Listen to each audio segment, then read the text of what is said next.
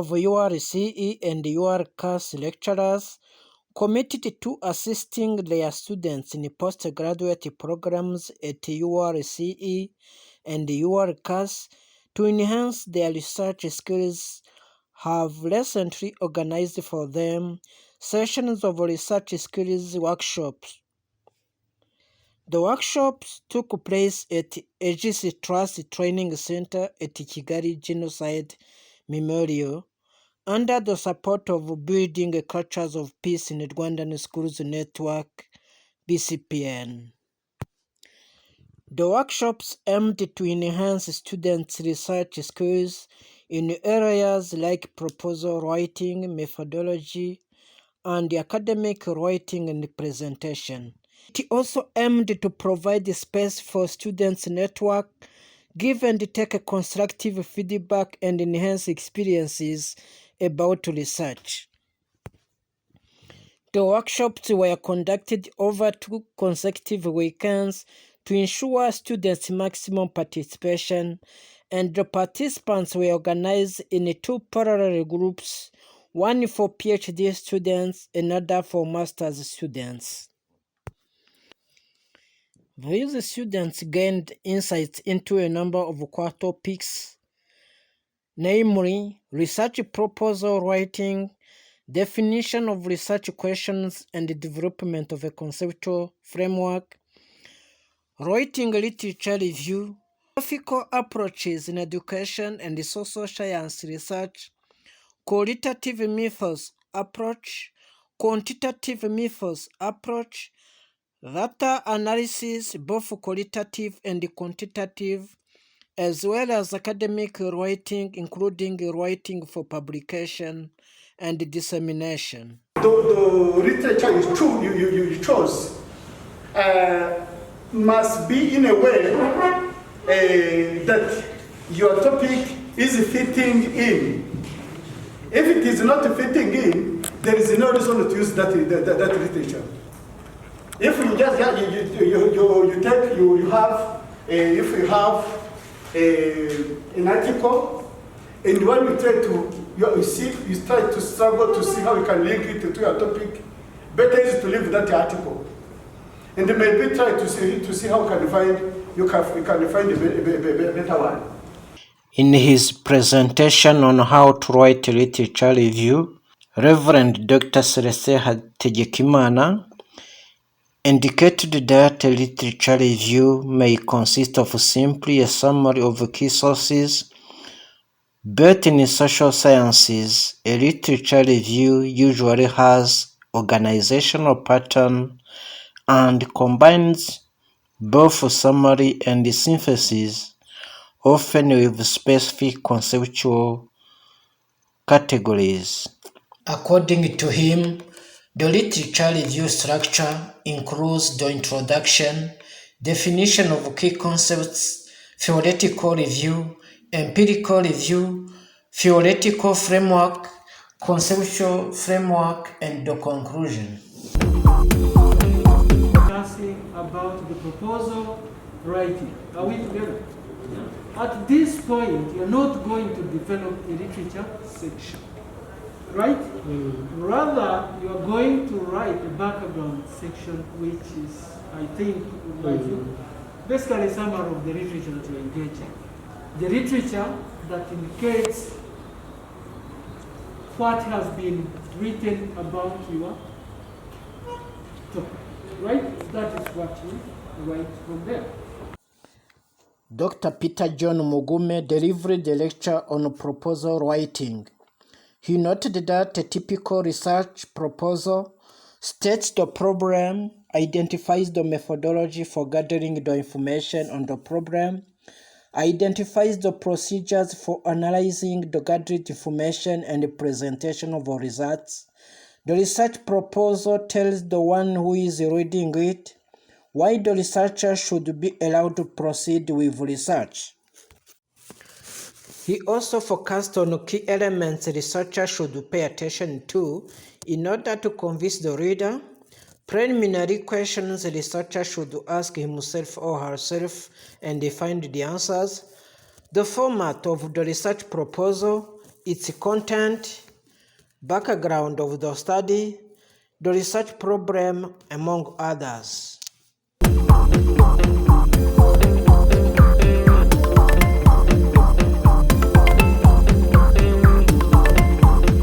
Discuss validity and reliability. Maybe we have not discussed about today.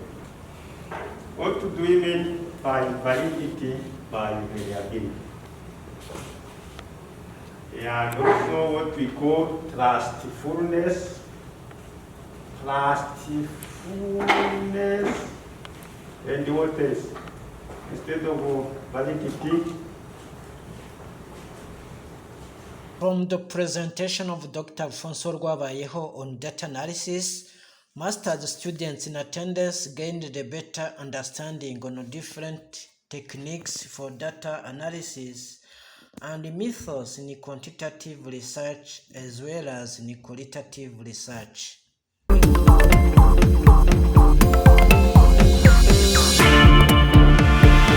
Dr. Philoteri Ntawiha, together with his colleague Dr. Gabriel Nizeyimana, made a presentation on a research proposal intended for master's students in attendance.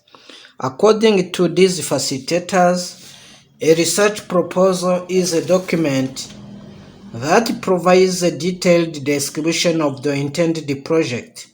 It is an outline of the entire research process that gives a reader a summary of the information discussed in a project. It is also a research plan that describes what you will do, why it should be done, how will you do it, and what you expect will be the results. I also took the participants through strategic questions a researcher should answer while writing research proposal. Everything you will do in your research, make sure you describe how it will be done in your methodological part. If it's the data you will correct, make sure you describe which data you will correct, how you will process, and you make sure that you also describe those sources from which you will get the data. Okay? Then the last question in the writing proposal is How long will it take? How long it will take? How long will it take? The lifespan? Will it take 2 years, 1 year, 6 months? And when you think of how long it will take, you have also to think of what means you are helped during this period to carry out this research. This is the budgeting. I can see that you know those components. So Jean here has tried to classify them into introduction. Okay. So this classification may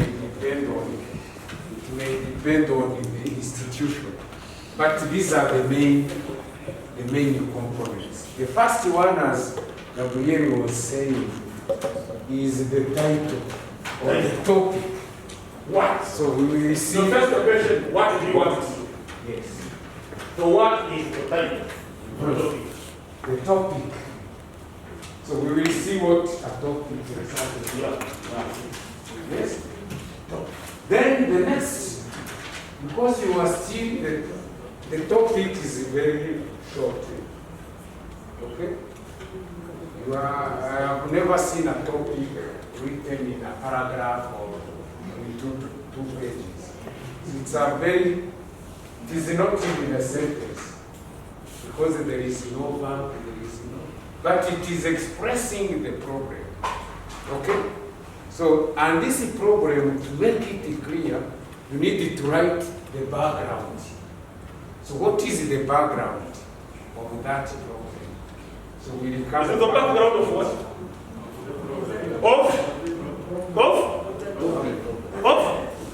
Of the topic?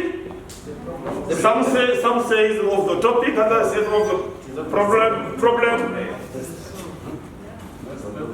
It is the background of what? problem under the sun.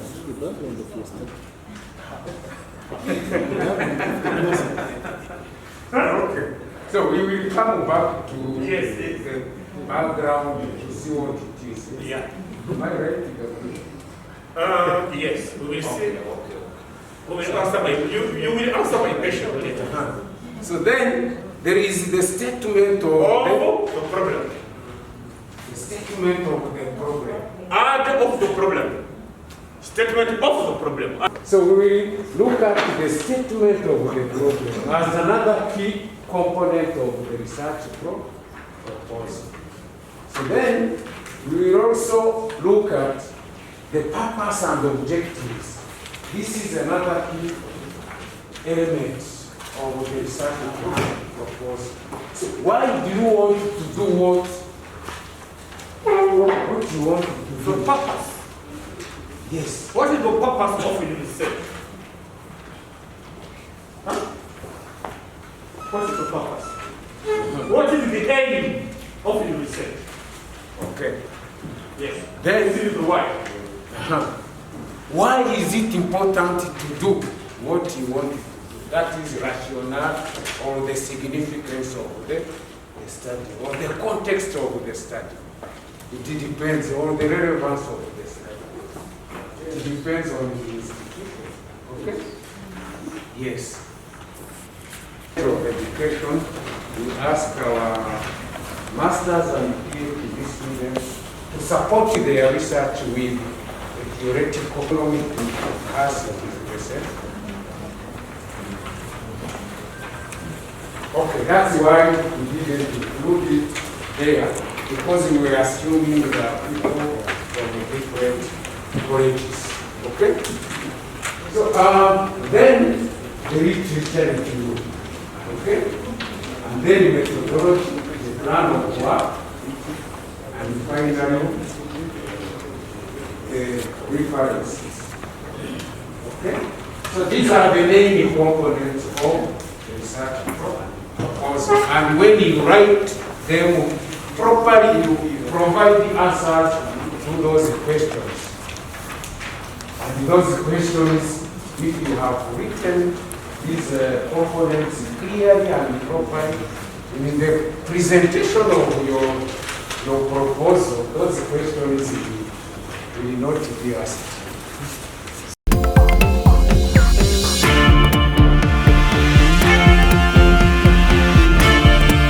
My introduction about PhD is that we have got experience from UR especially and abroad, people considering research as just an academic routine, where they While addressing PhD students, Associate Professor Kamuzinzi discussed the philosophy of social science and education research.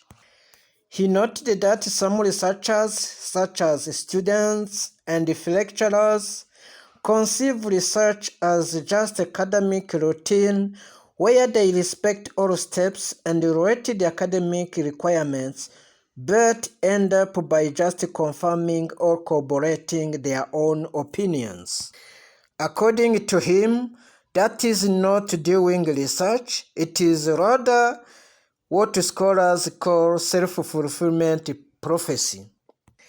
He instead highlighted that a good research works as a self-committed learning process where a researcher strives to gain a new understanding, new explanation of a complex phenomenon.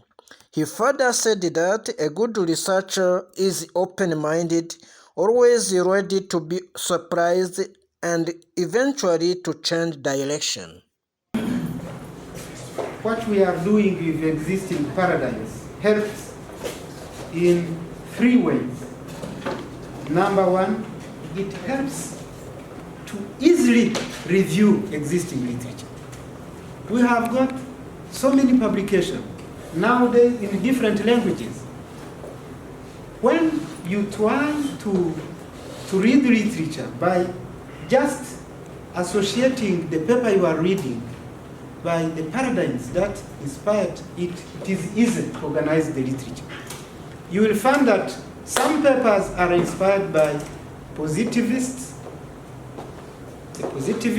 interpretativism, or social constructivism, which means that you can categorize it as papers. Number two, and this is most important, existing paradigms. We talked about three helpers to identify key theories that were developed in our area. Key theories, which is very, very important, because when people are reading your PhD, number one, you will need to know if you are informed about existing theories.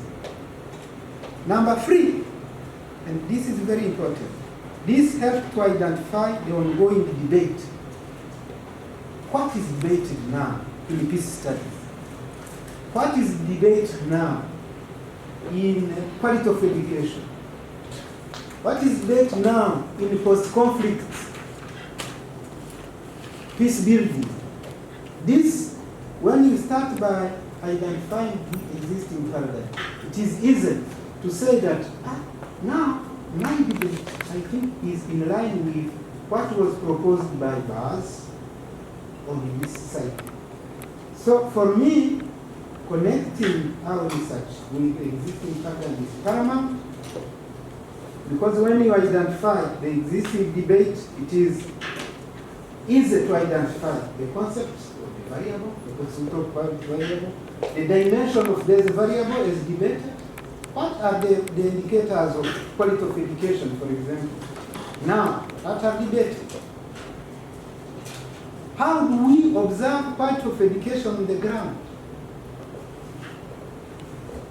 This comes from connecting this question to existing paradigm, existing theories, and from the theories, you identify existing empirical supporting evidence. Meaning, when I am writing my paper, at least on my side, the introduction is about, if it is serious enough, I start by saying that the existing literature in this side can be observed through three different paradigms. Then I identify theories that were inspired by positivism, theories that are inspired by interpretativism, theories inspired by social constructivism.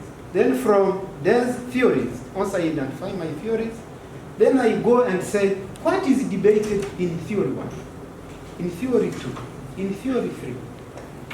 Then you know that at the end, you will need to say, to have a position.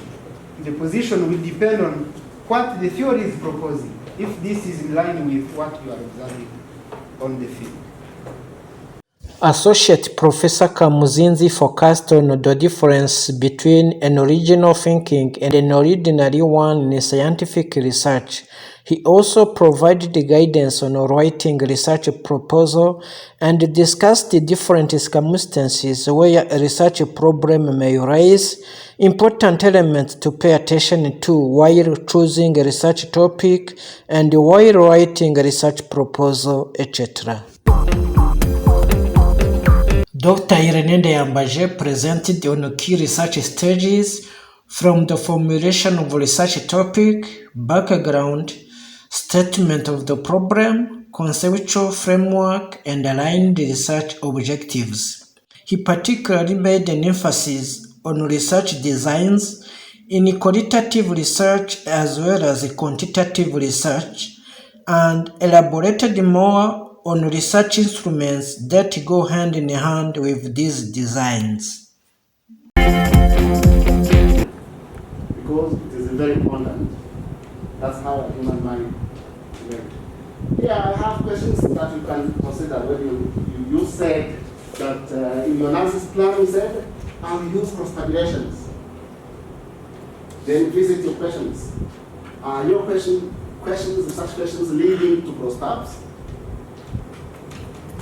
Okay? It's not just saying that you're going to use cross-tabulations. If you're using cross-tabulation, that's fine. The name, your search questions responding to that. Okay? Because now cross-tabulations make comparisons of the variables, and then make sure that you're comparing. Like this one, you can say, you can pass some shape. Then you shall compare. prepare agenda, sponsorship in the posters. Are women more likely to be? PhD students gained insights into descriptive statistics presented by Dr. Uwizeye, who elaborated firstly on the comparison between quantitative studies and qualitative studies, secondly on techniques of organizing and presenting quantitative data with a focus on line listing, frequency distribution tables, and cross-tabulation, thirdly on techniques of summarizing quantitative data, especially measures of central tendency or location, measures of spread or dispersion, among others. Okay? You might choose one. This is normally distributed. Why? Because the mean and median in normally distributed data are the same. Okay? In practice, however, observed data generally approach this ideal shape. As a result, the mean, median, and mode usually differ. Okay? So if you want to know more about this, I invite you to read it. Thank you very much.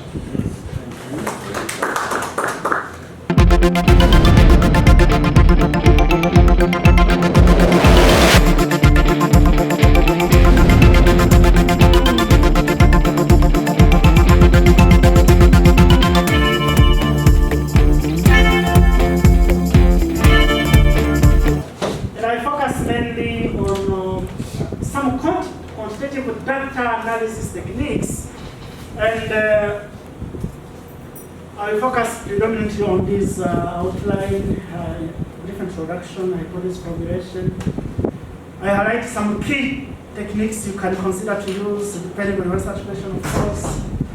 Talk about correlation with chi-square, independent sample details, turnover. And I will also highlight some free online resources which you can go to in case you want to further your understanding of these techniques. Dr. Sylvester Nzahabwanayo presented to PhD students some quantitative data analysis techniques. He recorded types of research questions in quantitative research, such as descriptive research questions, inferential research questions, and structural equation modeling research questions.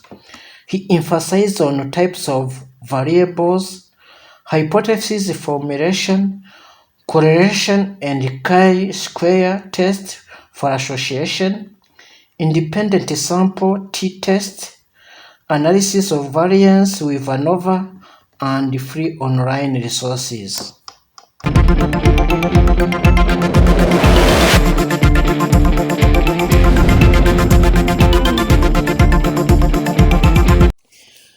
Dr. Anne-Marie Kagwesage introduced advanced PhD students to academic writing for publication.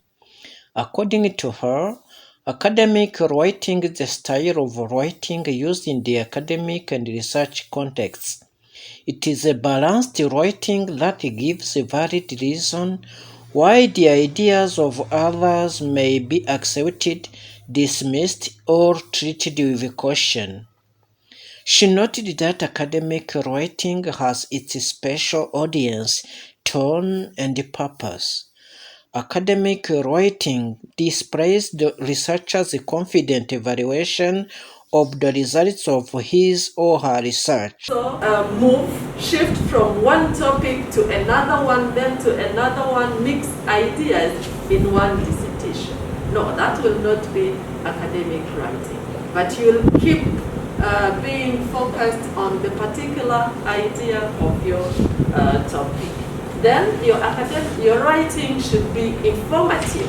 Yes, you're going to provide information that will be linked to your main idea. You get that? So if you provide information that is outside the scope of your main topic, then you will be criticized for that. You will not get credit for your paper, but they will say that your topic or your writing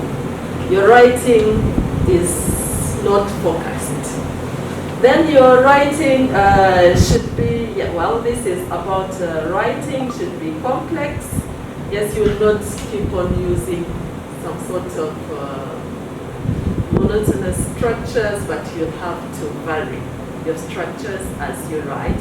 But your structures, the choice of the structures will also need to be informed by the idea that you want to convey. Again, formality, we talked about it. In academic writing, you have to sound formal. You have to sound academic. Otherwise, your writing will be criticized or rejected simply because it lacks the formal tone of the academic requirement. Then you will also need to use accurate statements. You know, research, we say that your academic papers will be based on evidence, will be based on data. Basically, that is why you go out there and collect data. So you will have to use statements that are clear and that are based on your on the data that you collected. That is the list. You also need to highlight this hedging that we are going to have to deal with in more details later on. When you write your research, especially those of you in the social sciences, you also have you use some statements that qualified statements, just to show that you are not generalizing, you are not affirming, but you are simply providing your research findings based on your sample, based on your topic, based on the choices that you made as researcher. So all that is going to qualify your writing in academic context. Dr. Kagwesaje called upon these young researchers to avoid plagiarism by providing references all the time. We also talked about avoiding plagiarism. So as you write, you need to show that you are responsible of whatever is written in your dissertation or whatever is written in your academic paper. So you need to provide references all the time. We always say that, when you don't provide references, we'll always say that this is just guesswork. It's guesswork. It's not academic work.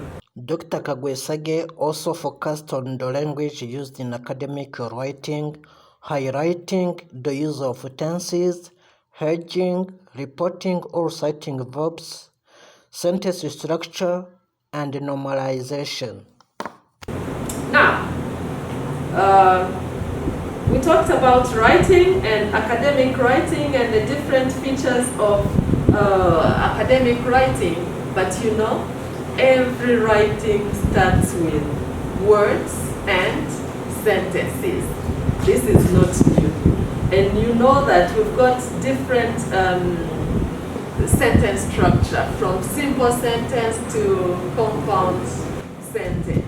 You have to take care of your sentences if you need to produce a good dissertation or a good article. Remember when we talked about avoiding monotony, avoiding using just simple sentences. You cannot use simple sentences only. You have to vary your piece of writing. And of course, the variation depends on ideas that you want to communicate. But for your own awareness, you should know that we've got different sentences, from a simple sentence, a compound sentence, complex sentence, compound complex sentences, then a group of sentences which is going to give us a paragraph.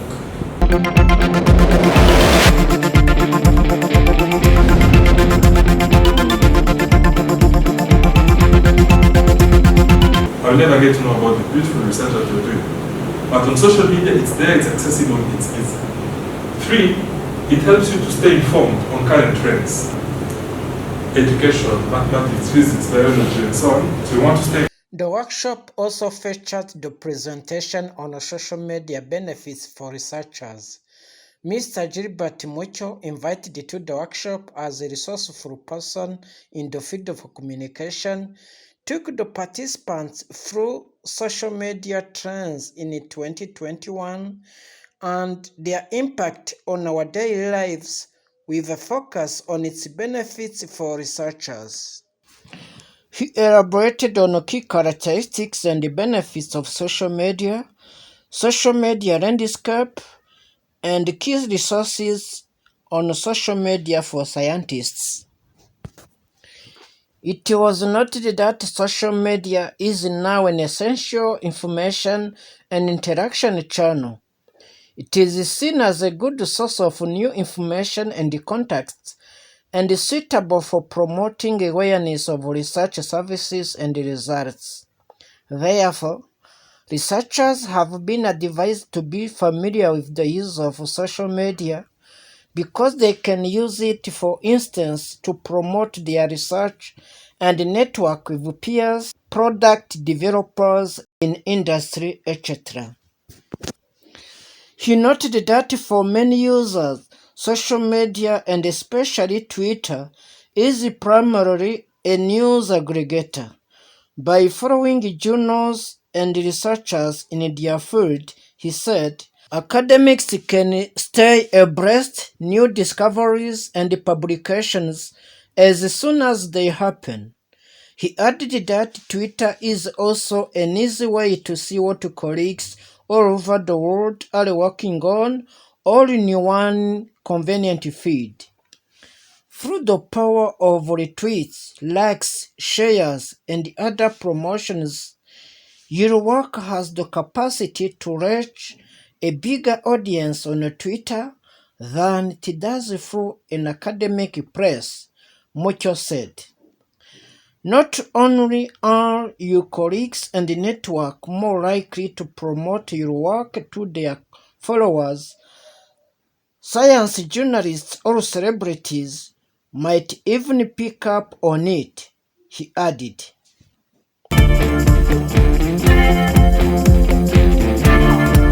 The Skills Research Workshop featured other presentations on relevant topics, to which contributed Dr. Jolie Rubagiza, Dr. Odette Mugiraneza, Prof. Wenceslas Nzabarirwa, Prof. Evode Mukama, Dr. Jean Leonard Buhigiro, Dr. Leon Mugabo, Reverend Dr. Innocent Yakaremye, and their colleagues also involved in this noble task. For the students in attendance, the workshop offered an opportunity to make presentations on the progress of their research projects, a fact that allowed them to get inputs from the workshop facilitators. In our context, community paradigms of thinking take precedence over individual, personal thinking autonomy. An individual will not just stand there and produce original ideas without referring to the community way of doing things. So, if I put it in philosophy, I may say that these pedagogies where CBC comes from, they are founded on I think, therefore I am. Yet, we are in a context where I think, therefore I am doesn't work. What works is we are, therefore I am. We are, therefore I am. Meaning that community paradigms rule over individual autonomy of thinking. So, community orientations are more powerful than individual innovation, personal autonomy of thinking, even of deciding. So that is the problem, and the research questions were to what extent learner-centered pedagogy is applied to produce independent thinking in learners. So, how does tutors' social cultural background influence their implementation? Will be, you are using two opposite philosophy. Phenomenology is opposite to hermeneutics. While in the first, in phenomenology, you bracket the pre-understanding. In hermeneutics, the context, the values, the pre-understanding matters a lot to understand what the phenomenon. And in the title, so now I come back to the title because I have understood the context. And well, the theoretical framework is only related to phenomenology. While in your interpretation, you said you have used hermeneutics to understand what the feelings, to be able to interpret what the teachers said. Now, coming back to your question, your title, and your theoretical framework, why didn't you call it, for example, instead of saying phenomenological study, because it's not only phenomenological study, it is rather phenomenological, it is hermeneutic, phenomenological, what we say, horizontalization, something like that. Why didn't you put both there? Otherwise, what? When I see the word hermeneutics in a study of phenomenology, personally, I will have a problem. Because it is completely opposite the theories you are using. In fact, it is not hermeneutic as unique concept separate to phenomenology. It is hermeneutic phenomenology. In fact, I came to this title after exploring different schools of phenomenology. Yes. At the beginning, I had put hermeneutic phenomenology. And then I discovered that by putting such a title, it will exclude the possibility of using other techniques from other different types of phenomenology. So I came to discover that phenomenology has very many schools, but grouped essentially into three. This transcendental phenomenology of Husserl, Edmund Husserl. The mother one. Yes, the mother one, and the one which inspired the others. Then we have hermeneutic phenomenology with people like Gadamer, Heidegger. Then existential phenomenology, where I managed to understand that they are so rich that if I use all of them, I will enrich the interpretation of my data. That is how I came to that. But you are right, hermeneutic itself, if it is not hermeneutic phenomenology, if we say just hermeneutic, it is another science which is completely opposed to this pure phenomenology. Because pure phenomenology, transcendental phenomenology, limits itself to description, while hermeneutic is a science of interpretation. And when you come to hermeneutic phenomenology, it means they understand that already if you face a phenomena, a lived experience, the moment you talk about it, even if it is a description, already you are interpreting. It is explained in the theoretical framework. Yes, it is. Everything is explained. I agree now. But yes, just to highlight the question Professor Rod is raising is very important. And it will be useful to highlight clearly in the methodology or in the theoretical framework the caveat that is involved. To delineate clearly which kind of hermeneutics you are interested in, and how that understanding of hermeneutics goes with phenomenology, because essentially, as Dr. God is highlighting, they would tend to exclude each other. Yes. So to argue clearly the framework we are working with in such a way that instead of excluding each other, rather they are coming together Yes. to help you understand what is going on.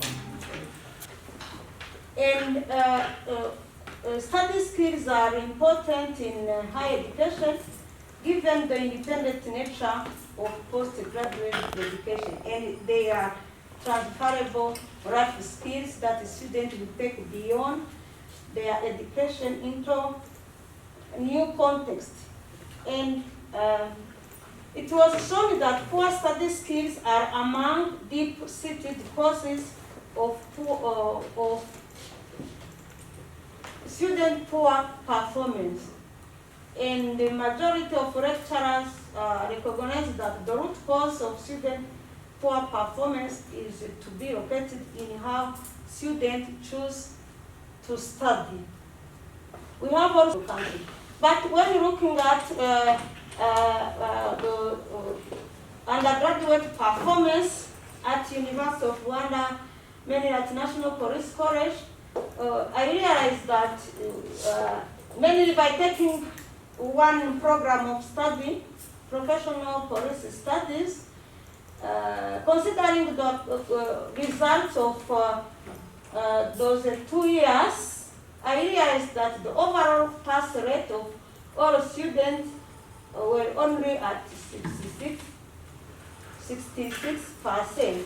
And this rate success indicates that the vast majority of those students might have failed a good number of their subjects. And according to studies, student failures to succeed is most frequently a direct result of their poor study habit. And if now this situation with the case study of students studying at National Police College suggested that higher learning institutions are not likely to produce citizens capable of becoming productive members of Rwandan society.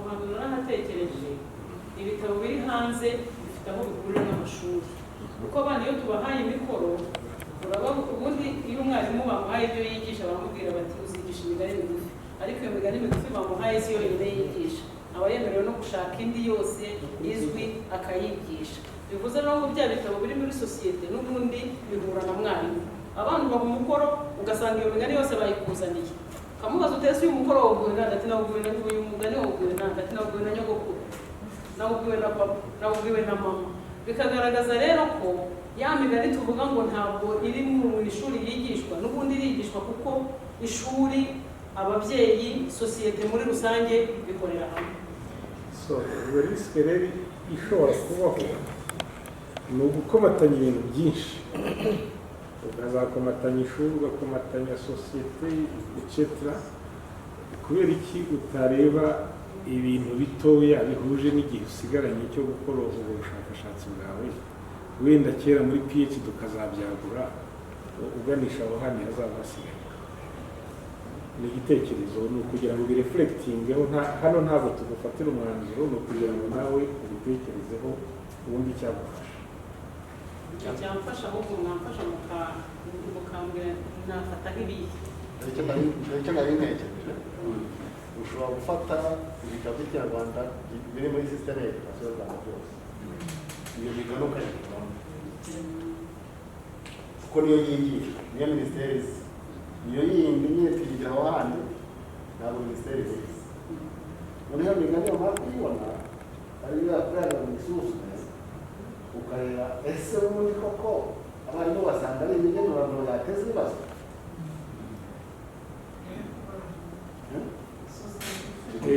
ni ukuvuga ko research question yawe cyangwa se objective yawe ya mbere yawe ari kuyidantifiya ubike muri system ibintu byemewe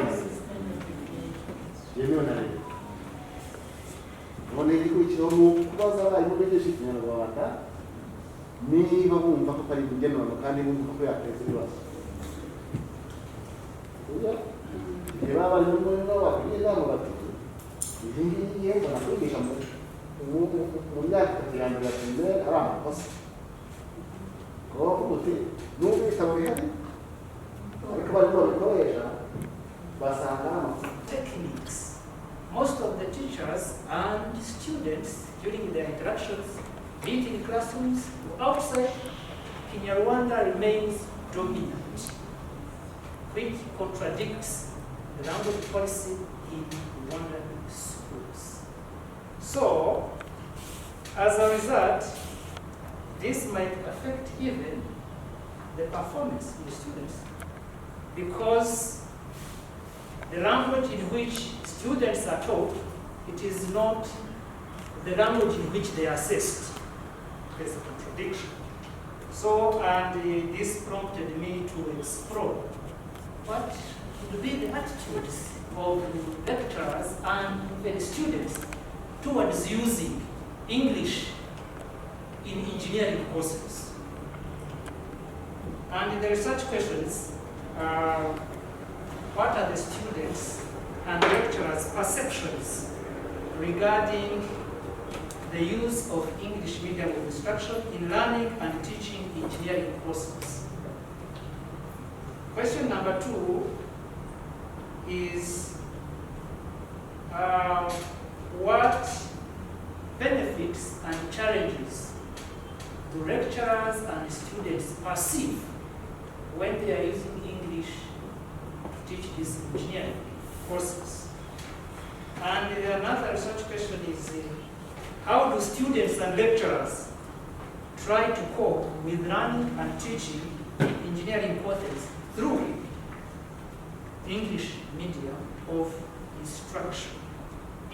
In trying to find answers or solutions to these questions, I will use mixed methods. Means I will collect data by using qualitative and quantitative data from the students and lecturers. So by doing so, I will use questionnaires in the form of Likert scale to collect data from the students to try to test or to collect data concerning the attitudes from strong library until you know the Likert scale how it is. So from there, I will have to know the attitudes of lecturers and the students. And then I will not use that only, I will use interviews